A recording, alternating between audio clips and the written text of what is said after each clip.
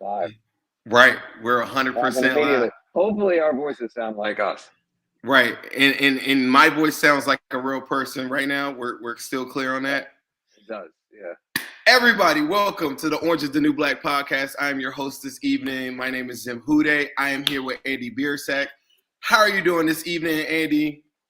I'm doing great, and I'm impressed that you nailed the pronunciation on the first try there. Like, that is on the last name. Very, very good. Because generally speaking, it's a weird last name. People fuck with it. They'll just say Andy Black just to get out of having to say it. So much appreciated.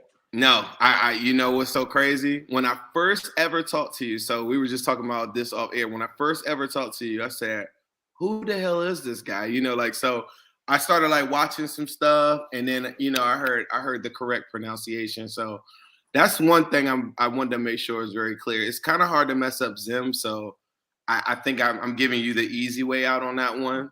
Fair enough. Yes, I would agree with that. Zim is, you know, it's right there. It's 3 letters. You can't get much easier. Bro, somebody just hit me just now. 3 people actually. This is so dope. I'm just going 100% wing this. But 3 people hit me just now. Do you know that they said that, man, it's so dope that you're about to interview him because that's the reason why I watch Bengals football. Like, that didn't know anything about football. Because you do a lot of shows like out of the country.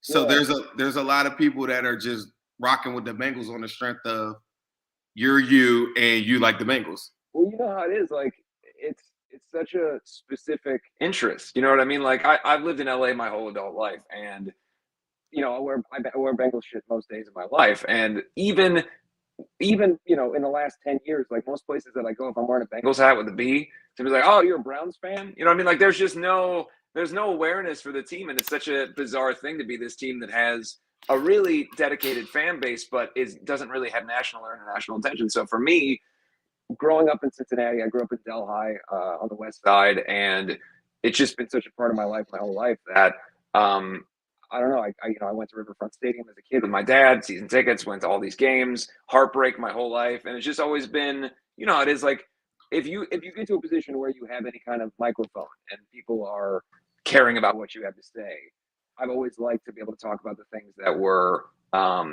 you know, formative for me. So growing up, Bengals football with my family was just such an important thing. So if I go to Germany or whatever else and I'm wearing this pin, or, you know, on stage, I'll play these festivals and I've got Bengals. I got my in-ear monitors have Bengals helmets on them. Like that, people are always asking about it. And sometimes kids that don't necessarily even know about American football will get into the sport. And let's be honest, the helmets are a very introductory thing for a lot of people. They see that helmet and they're like, what, you know, what is that? Right. You cannot deny like the colorway. I saw I don't know, like, you know, you're super fashionable. I just saw like a Louis Vuitton collaboration or something, and they got the orange and black. It's like a jersey. I'm gonna show this to you, but it's just so crazy. I was telling Ace the other day, I was like, man, it's crazy how like just the orange and black colorways alone are just such a big part of like fashion, and like every couple of years it like lightning strikes again. I remember Beyonce wore like a Carson Palmer like dress or something, and everybody hit me and was like, man, she's a Bengals fan. I'm like, nah, bro, like it's just fashion. Like Bengals is just like, it's just part of it. A couple years ago, I think, didn't Virgil have the models wearing Bengals helmets? Yeah. It's, I mean, and that's the thing for me. It's like you see all those little things, and you know, as a fan of a team that isn't like what we call like a legacy team or a heritage team or like always getting all the attention, it's so cool when you get those little nuggets of stuff over the years. But I will say, this is sort of funny with what we got going on right now. I was telling my producer this morning. It's the first time in my life that I can really remember like bandwagon Bengals fans. Like, it's exciting. You know what I mean? Like, I guess I never knew how I'd feel seeing people who were like, oh, I just got into the Bengals, or they're my favorite team because of Burrow, or, you know, Chase, or whatever it is. It's pretty cool that this team that, you know, we've stuck with for so long is, you know, they are what they are now, and there's so much excitement. Man, it is crazy. Like, this year has been one of the greatest years of my life. I remember in October, I got married. I probably talked to you a couple times because, you know, like, you get pretty hype off the like, I'm gonna tell everybody that's watching this, Andy, for real, like, if it's a big game, Mr. Biersack right here is all over it. Like, he'll hit me, he'll be on the road, he'll be anywhere in the world, and he'll be like, Zim, did you just see that? Like, I can't, like, or in contrast, you'll be like, man, I'm kind of nervous about this game. And I'll be like, man, we got this. So October I got married, and then shortly after, the week after, like these kids that hit me and said, "Man, you going to the Biersack show?" And I'm like, "What?" He's like, and so in October you had a show when you actually finally got a chance to go back. How was that show, and what was that like going back to the Natty? Oh, it's for me, it's sort of weird because when we first started, um, we didn't really connect at home. Like there wasn't like we had a little bit of an audience, but it didn't really work. There was a lot of like at the time what we were doing just didn't really hit with the scene and what like people were interested in like the club scene in Cincinnati and Northern Kentucky. So when we started playing, like there wasn't much of an audience, and then I moved to LA when I was 18 and really kind of reformed the band, and then it's been fun over the years to come back home and see the audience grow and people that didn't even realize that I was from Cincinnati or whatever else. Like it's a really cool thing. So now when we come home, it's this big moment and people come to the show and it's an exciting thing. But I'm back all the time. Usually most seasons I go to like 3 or 4 games a season. I host the pregame show on EBN, which is the rock station in Cincinnati. I host the Bengals pregame shows on game day mornings, so that's always exciting. And I try to stay as close as possible. And it's a big part of my life. But you brought up you never performed at a Bengals game, though, have you? I mean, I was talking to Gary. You've had a friend of your show. I had him on my show last year. Gary Owen. Yeah. Oh, okay. On my show last year, we were talking about like he has subsequently gotten a lot of love from the Bengals franchise. He was sort of talking. He was telling a story about not getting field passes, not getting anything from the team, and being like a big notable fan. I've never, and one of the things is like, I guess I've never really searched for that. I'm not saying I'm some big celebrity, but I've never really like, to me, I've always been about like, it's a family thing for me and getting to be with, my family, and my wife is interested in the team and we go to the games, and like, it's just being there in that capacity. Like, I'm like, I'm not like exceedingly famous. So like, it seems like a little bit of me being like, oh, I'm so important. Please allow me to show my importance. But even still, it's a cool thing to get to have some level of ambassadorship with the team over the years. Like I did Rich Eisen's show last year, and they were so surprised that there was a Bengals fan that they could talk to. You know what I mean? And so seeing that transformation from just a year ago, trying to convince these guys that I thought Zach Taylor was a good hire, to now, like it's a crazy situation. But you mentioned, I want to say, like you mentioned being around the world and watching these games. I have so many times where I have been in Brazil or somewhere and the Bengals are playing, and I have to figure out a way to find a stream, get decent Wi-Fi, figure out how I'm going to watch the game. Like it's comical. And I had to chill out on it because I used to be like, I couldn't miss a snap of a preseason game. So I remember we had a flight from Australia back to the States, and it was the 3rd preseason game. So this doesn't matter at all. And at all. It's the 3rd preseason game. We're flying from Australia back to the States, and I last minute decided that I could not get on the plane because I would miss the preseason game. So I asked my tour manager, this is the most pain in the ass thing ever. I said, I have to sit here and watch this. So we're going to need to see if there's another flight out like an hour or 2 later. Right. And I did that. And to this day, it's one of the most embarrassing fandom things in the world because I literally pushed. Thankfully, it was a solo tour, so I didn't have the whole band like bummed out at me. But even still, I mean, that's just too much, man. Like I've tried to pump the brakes on that a little bit over the years. Yeah, man. I mean, good. Hey, like for me, there's been times, the Browns game, like just a couple of weeks ago, like that was hard for me to watch. And I love the Bengals. Like even that game, like just watching like our backups in there, like I couldn't deal with it. Like, and so this preseason was very interesting though, because this is around the time with Jamar Chase, they were saying he drops a lot or whatever. So they had a game here in DC. So I went to that game, and I think it's different for a preseason game, almost like baseball. Like it's more of the atmosphere, family, go get some popcorn, go get some stuff. Like if you're there, but on TV, that is a hard day. Especially if you're out of market, man, you got to watch like the out of town broadcast where they're talking about the other team's 3rd string gunner.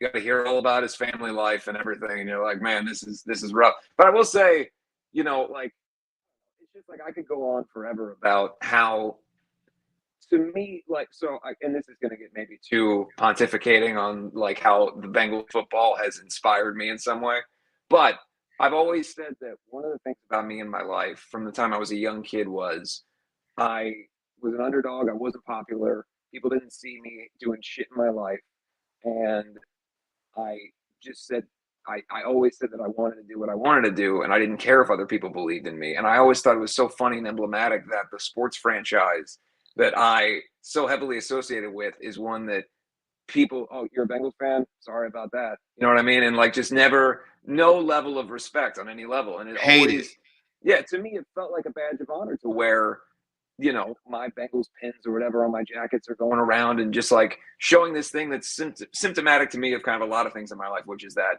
I've always liked the idea that it doesn't matter if everybody says this is cool. It doesn't, you don't need to be doing the thing that everybody's doing. And I just happen to be born and raised in Cincinnati, so I got this team. But I think it's like in many ways the adversity that you face in sports in terms of fandom is that you dedicate so much of yourself to this thing.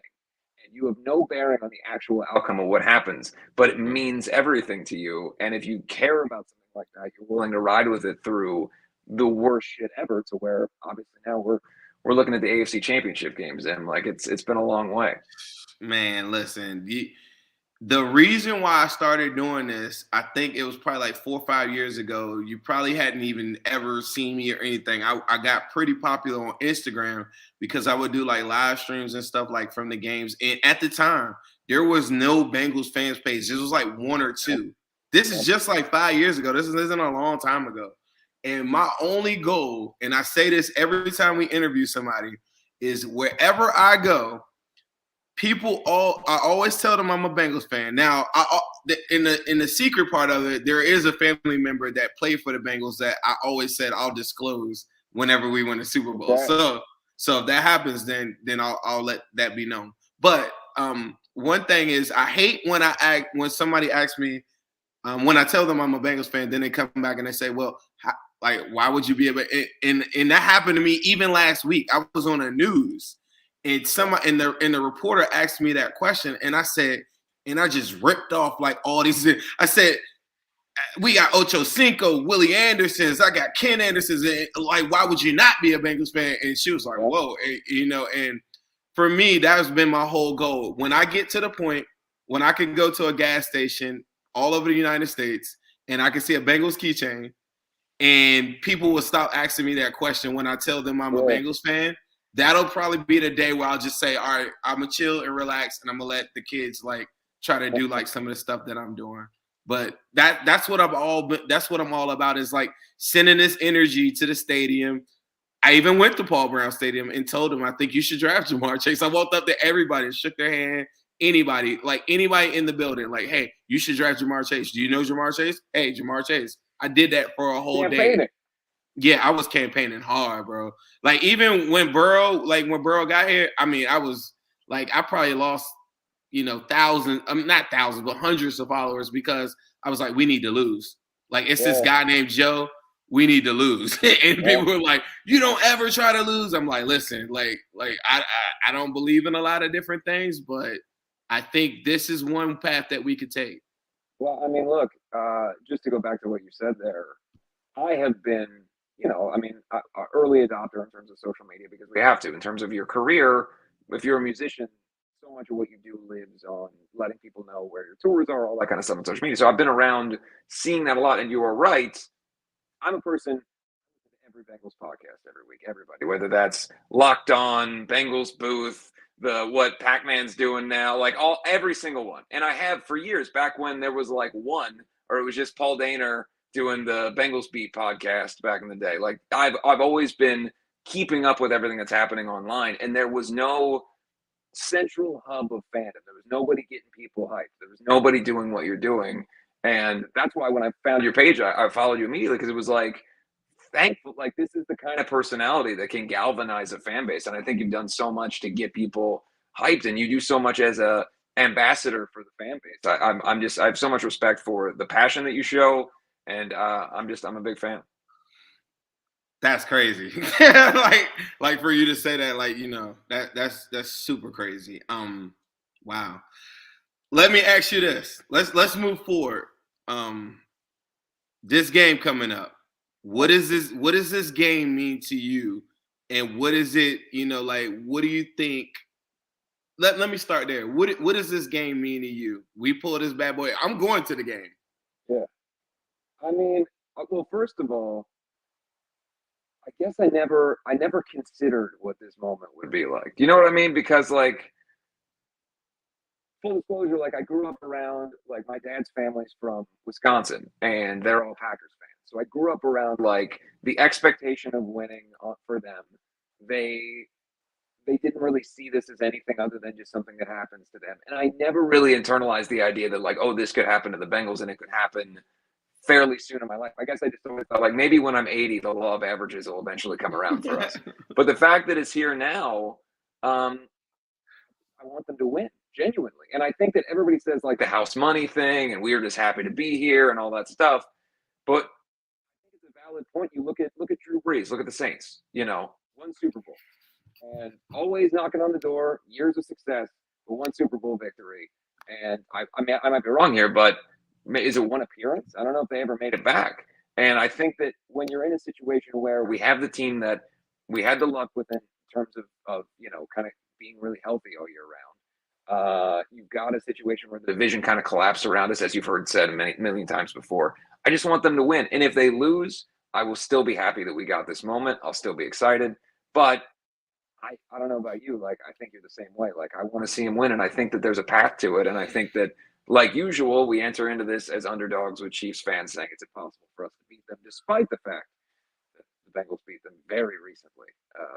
And I get that it's different circumstances, but I feel like I'm the type of person, like, I bought the dumb T-shirt, right? Like, I bought the helmet AFC Championship game. Like, I want to remember this moment, like.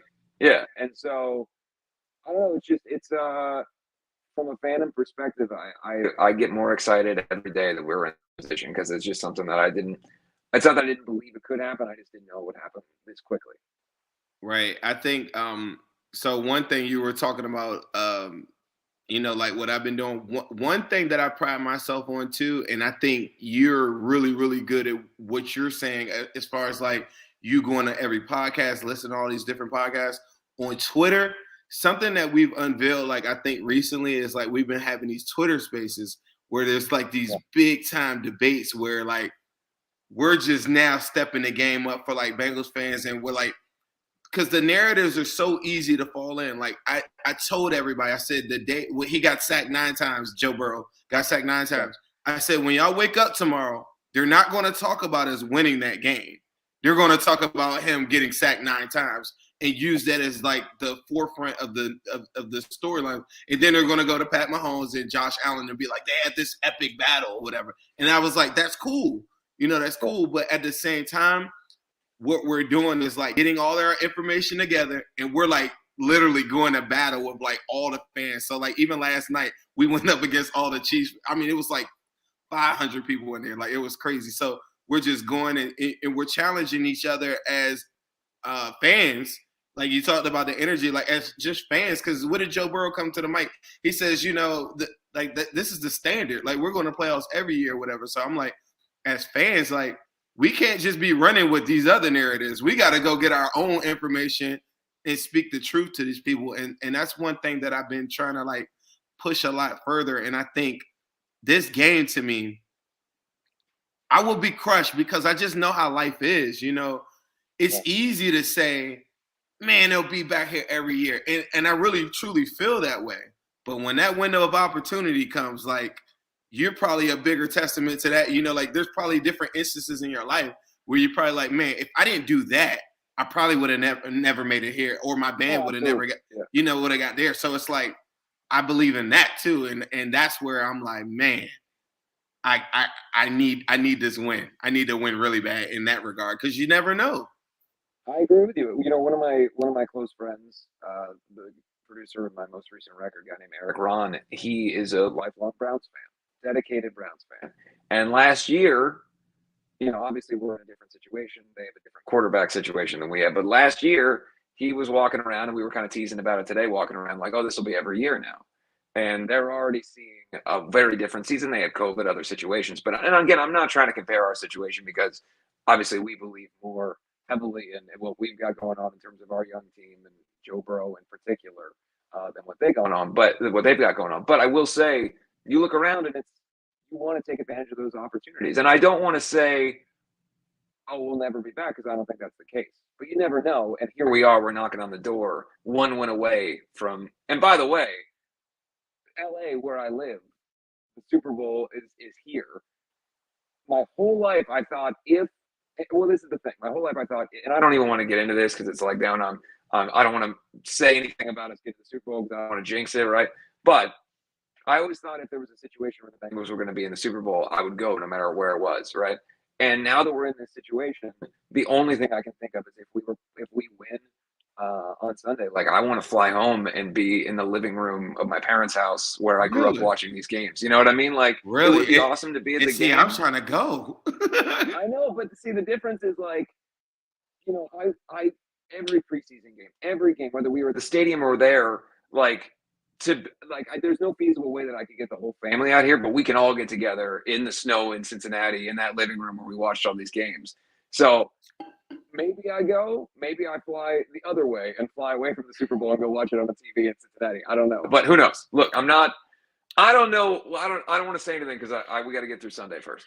I know for me, I'm going to the game on Sunday. Got a really great seat right behind our bench, so hopefully you guys see me on TV. But for the Super Bowl, I was actually coming on here to ask you, can I come with you? I just knew that there was no world that like you like. Well, here's the deal. I'm certainly, if you don't think haven't called my booking agent manager about who we know. Right. You know what I mean? So I say that I might want to fly home, but if somebody presents me with a better option in terms of like, hey, you can just walk down there, we'll see. So if that's the case, then we're going. Man, I've been working my tail off. I've been putting stuff out there in the universe as well as like getting with my connects and different things like that. So I have a feeling if you go there, we will be able to shake hands and finally hug and rejoice. What I was going to ask you, what for people that don't know about your music and how you got to this point right here, let me ask you this: why did you change your name from Andy Six? So all right, this is kind of like this will date me in terms of social media, right? And people who are around the age range. Back in the MySpace days, right? Like I was a teenager when MySpace was out, and you would just have like screen names. Right, so I didn't know it was ever going to become my name. It was just like a stupid thing that I made as my name on there because I liked Motley Crue, and so all of a sudden then we start taking off and people are calling me that name, and I was like, this is not meant to be my name. Like I gotta figure this out. So like then I had to transition out of like the number 6 and then my last name, and I was going by both, and then I started a solo project and I needed to differentiate that, so I called it Andy Black. So now, Zim, I'm a person with about 14 different names that anyone might call me at any given time. I've looked up some, so like I said, when you first hit me, I said, man, this dude is super freaking famous, and I don't know him, and then so I immediately started looking it up, and I'm like, yeah, you're right. Andy Six pops up, everything, your group pops up and everything. So I don't know. So I think Andy Black is cool for most. I still like Biersack because I feel like it's closer to Cincinnati to me. That's what I'm rolling with. I read somewhere recently it said that you have a New Year's resolution to not jump out of a moving plane without a parachute. Is that a real statement, or is that like something mentally, like metaphorically speaking? It's that, I guess in some ways the metaphor is don't do shit that you shouldn't do to yourself. You know what I mean? Like I've been sober for about 6 years, and when we first started, I was so young when we first started, and you get into a situation where now everybody's telling you you're the shit and you're on tour around the world and everybody's giving you everything in the world. And I got kind of, I fell prey to a lot of that as a young kid. And like as an adult, one of my big things has been to just be good to myself. So it is kind of a joke, but it's also like, it's so funny that you bring that up because my niece asked me what she didn't have a New Year's resolution, and I gave her that one. I said, you should do that one because you can hold to it. Don't jump out of a plane without a parachute. Man, that's good stuff, man. Let me ask you this: for people that aren't familiar with your music, right? I went and checked out. I've added different albums to my Apple playlist. Don't give me the current, like what you got currently going on. If someone were to play your album or stream an album like of your solo projects, like whether it be the Ghost of Ohio, the Phantom Tomorrow, any of those albums or anything, what is the one that you think best describes like you? As a person, my first solo record called The Shadow Side, because it was the first thing that I ever wrote in my life that was um, so it was my first sober record. It was the first time I talked about kind of like who I actually am as a person. A lot of stuff, I've always written songs from the perspective of taking a personality or an idea and building it into a world. Whereas with that first solo record, I was just literally talking about the shit that I was thinking about every single song every day. It's a pretty dark record, honestly, but I would say it probably represents at least where I was at that time in my life most clearly and most, true. Well, one of your let me ask you, what any of your favorite, what's the nearest and dearest song closest to your heart? If people are listening to this right now and they haven't heard anything, because for me, I know the first time I saw you, um, I think it's the what is it? We don't have to dance, right? Yeah, yeah. So if you guys don't know, this song probably has like 100 million views like on YouTube right now. I don't know if Andy's checked it out anytime recently, but like 100 million views. I shit you not. And my niece listens to a whole lot of different music, and I remember her. And it's crazy when you hit me. Like I've seen you before, but I didn't. I didn't put two and two together. But I remember seeing a video in there and stuff there. But like, if you had a song that you think is probably like nearer and dearer to your heart, would it be off of that same first album? I would say probably We Don't Have to Dance because it's the most. I'm just describing shit that annoys me in the song. Right. So, and I would say that unfortunately my personality is often just describing things that annoy me. So that's probably a good representation of me as a person. You talked about your new stuff coming on. Like, what do you got going on right now? What are you working on? What tour? What's the new song? What's the new album? So we just put out a record called The Phantom Tomorrow. My band Black Veil Brides. We have about 6 or 7 new songs done for a follow-up record that'll start coming out throughout the course of this and next year. We are going on a tour around America called the Trinity of Terror Tour. So tickets are available in some cities. Come see us at your local arena and we'll try to entertain you. When does that tour start? Because I looked at like some of your upcoming stuff with your group or your band, and I saw it was like Poland, Germany. Like this is all like upcoming in June though. Yeah, no, we'll be in the States March and April, and then hopefully, everything allowing, we head overseas. We're supposed to go to Australia after that, and yeah, I mean, at this point, one of the things about being a touring artist is we basically went 2 years without getting to work really, because we couldn't tour, we couldn't do anything. So now that we're able to do it again, we're just trying to maximize it and get back out there and see everybody. So some of the international stuff, there's a lot of unknowns because different countries have different policies, but we're doing our best to make it all work. And I'm just really excited that I get to do it. I will say, very rarely tour during the football season. For some reason, it always just works out to where I'm home. I've never been able to plan it that way, but this season was a real challenge because I'd be playing shows during, and this is, I'm gonna say a secret right now that I guess if you went to see us in Phoenix on this last tour that we did, Thursday night, the Bengals are playing the Jaguars, and oh, what a game! I of course can't miss it. So the games or our set time started right at halftime. So I go out on stage. I use in-ear monitors on stage, so I don't need front wedges. Those are those. Anybody who doesn't know is the front piece at the front of the show. It's a monitor. It's how you hear yourself. But I use in-ear monitors, so I don't need them. Well, that show in particular, I happen to have stage monitors, and the reason for that is that there was a iPad underneath the stage that was playing the game, and I promise you, Phoenix, I was still giving you my all. I was paying attention to you, but on occasion, drinking water, I would glance down. Now, of course, I had to rewatch the game after the show, but there have been multiple occasions where that has happened. So it's been kind of a bizarre season where I've had to make do, where I've been on tour and trying to watch games, but it's kind of fun that way. Like you end up, we were in Pittsburgh like 2 days after we beat them the first time. I was in Baltimore right after we beat them the first time. So it's always fun. One of the things that I guess you'll like the story. Hold on. Isn't it sweet to just say, yeah, like after we beat it casually? Like, isn't it great in 2022 to just casually just say, yeah, like after we knocked the Steelers off? Like, it was wonderful because for years, I wore a perfect jersey for all radio appearances, meet and greets, everything in Pittsburgh, always.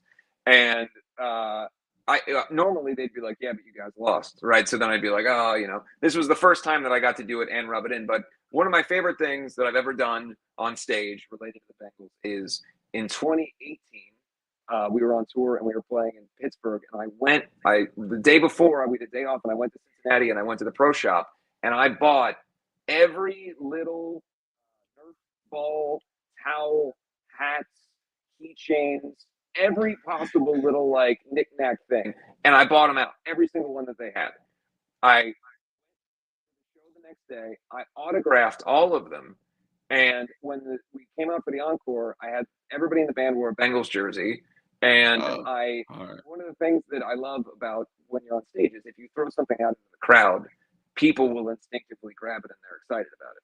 Well, playing in Pittsburgh and throwing out autographed Bengals footballs, towels, and hats to a crowd of people and watching, like, one of my favorite things I've ever seen was there's this kid on his dad's shoulders, and the kid grabs the football and the towel, and he's so excited, and the dad's excited for a second, and then the kid pulls it down and looks at the logo and sees what it is, and then I watched the dad's face change from, like, happiness to like that motherfucker got us because now this is gonna like this kid is gonna bring this home. He's never gonna let go of this thing. Hey, bro, that's how you plant the seeds. That's what we call burrow babies right there. So like, there's this whole generation of people that don't know anything about any of the pain that we've ever endured. Sure, we'll lose games and stuff, but like I always tell people, like, when I was young, I was like really too young to be even playing it, but Tecmo Bowl was like a thing. And one of the teams you would never get was the Patriots. Like they were the worst team on the game. They sucked and everything like that. Flash forward to my adulthood, Patriots are the Patriots now. So I always tell people, like, like even my son, he's 5. He thinks the Bengals are he thinks they're the Patriots in his world because anytime that I think we've ever gone to a game, if we didn't win, he walks out to say, well, like the score's close, and he'll just be like, the refs cheated or something like that. In his mind, it's like the Bengals are just like this level up. And I don't care if he ends up being a Bengals fan, but I'm so big on like not following what everybody else is like. You just got to tell people the truth. Like, that's all I want is for like Bengals fans and people that watch football to like stop skipping over the fact that Joe Burrow is like ridiculously good. And stop skipping over the fact that we have a lot of different talent, and we weren't the Browns. Like, not to just throw a lot of shade at the Browns. Like, we weren't that. We went to the playoffs 7 out of 13 years. So there is a lot of pain in there, but at the same time, like, they have had regular season success. Absolutely, and I think that that's one of the things that is maybe the most frustrating part of what we have to deal with, I guess, as Bengals fans, is that there's a false narrative on every level, certainly nationally, about who this team is. You still see it. Even after these last several off seasons where they've spent so much money, you see, oh, they're cheap, they're terrible. Right. All we ever hear is about the practice bubble. Like, you know what I mean? Like that. There's just so many things that are just said over and over again. And again, that's, for me, one of the things that has always connected me to the team is this sort of underdog mentality. People that believe shit that isn't true. People that don't give you the time of day. Like, to me, it gets me hyped because it's part of my ethics, I suppose, as a person, the idea of showing people that they were wrong. Don't you feel like the Bengals, like, I had this conversation on Twitter the other day, and we're getting really low on time because I got to make sure that I'm being respectful of yours too. That's all good. I can do a few more minutes. Okay. Don't you think it's really funny, or I was telling someone this the other day, the Bengals, for me, they kind of align, like, they're almost like a self-reflection of me. I know, like, when you see my Instagram page, I used to never show myself, and everybody would be like, show yourself more, show yourself more. I'm like, no, like, it's the Bengals. So do you look at Bengals like how I kind of look at it, where it's like almost like a reflection of you? So like if someone says something bad about the Bengals, I'm like, man, you better fact check this. This is like, like I get real defensive. And last week we were on Twitter or something. I made the comment that if you're a real Bengals fan, you wouldn't call yourself bungles, because bungles to me means losers. Like, I know the word bungle, like I could go bungle something. Like, I'm just talking about in reference to football. And a lot of people, I'm not just going to limit just Bengals Facebook. They were like, well, we can say that jokingly. And I was like, from our household, like, no, I've never called myself a bungle. I've said the team has been shitty, but I've never said that, like, I don't know, in your household, was it like that? Or, Yeah, I mean, I think it's also just a reflection of like a cultural change in terms of the team and the fandom. If you look at Steelers fans, annoyingly so, they have believed that they were always going to be the greatest. Yes. And that's a mentality that they come into our stadium, that 2015 playoff game.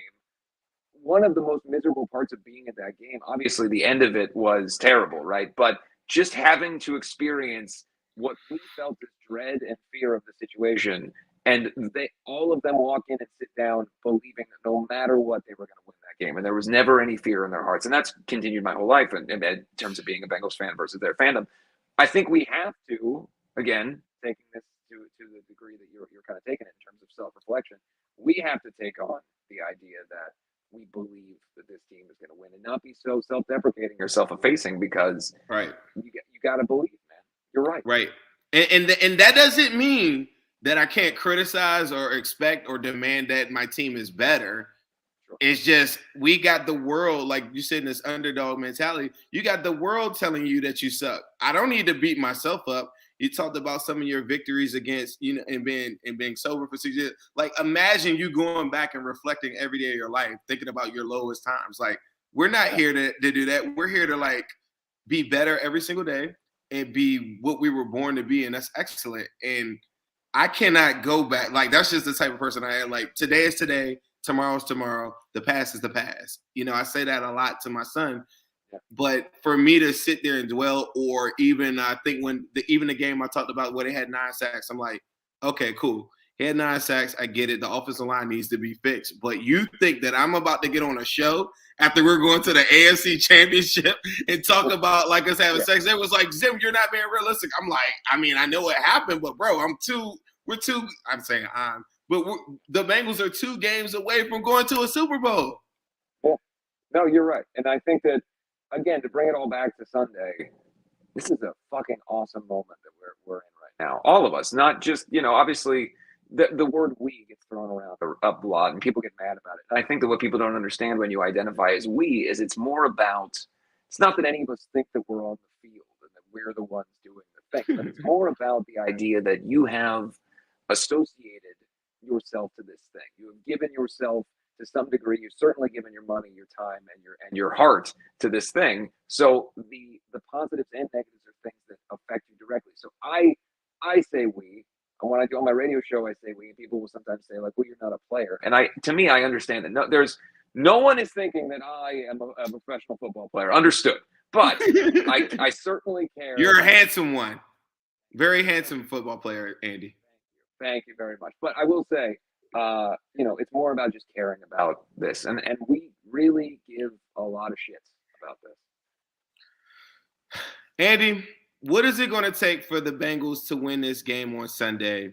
And we're going to close out the show with that. Give us the keys to victory, and how can I deliver a W there at Arrowhead Stadium on Sunday? Well, I gotta say, I think that, no one's wrong in the assumption that we're going to have to score a lot. I think that the feeling that the last 2 games are indicative of what this game could be, I don't think is valid, because those last 2 games totally were different in terms of pacing. We certainly are a team that can score a lot of points and did against this very team.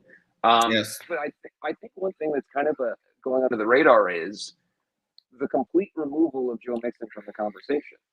He's a better running back than anybody that they have. And I think that if we do, everybody's saying if we have to run the ball, it's over, right? And I think that is it's a mistake, because Mixon hasn't had a great game in a little while, right? But he's had a great season, and I think that he's due a game to kind of bust out and do what he does. So I don't know if that's the key to victory, but I do think it's maybe an under the radar thing that could be a factor, is if we get Joe involved in ways that, again, we're seeing him involved in the passing game finally after all these years. So yeah, I don't know. I think the key is like everybody kind of says, right? You have to figure out a way to consistently score, fix the red zone issues. We Right. can't go down there. I love McPherson. We all do, but we can't see him kicking 90 field goals on Sunday. Again, this is going to be, I think it could be a closer game than a lot of people are saying.